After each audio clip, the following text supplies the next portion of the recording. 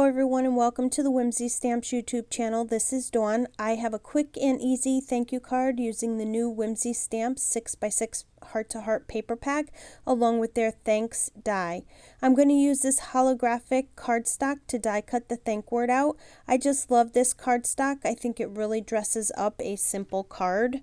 I die cut the thank word out and then I die cut the thanks shadow out of white cardstock. I love sentiment dies that have shadows to them. I think it really adds to the look of the sentiment. Once I cut both of them out, I cut my pattern paper down to 3 7/8 by 5 3/16.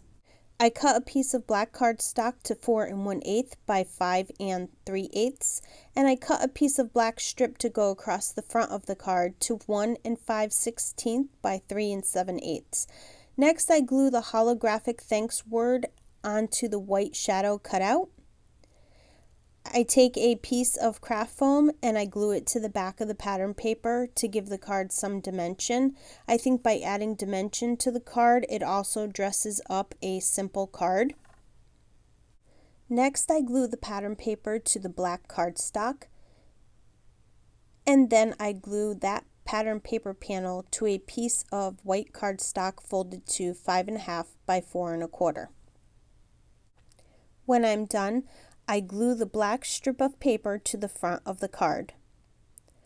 Then I wanted to add a heart to the sentiment strip. I had these hearts that were left over from when I used the new Slimline Hearts background die, so I thought I would use one of them for this card, but you could use any heart die you have.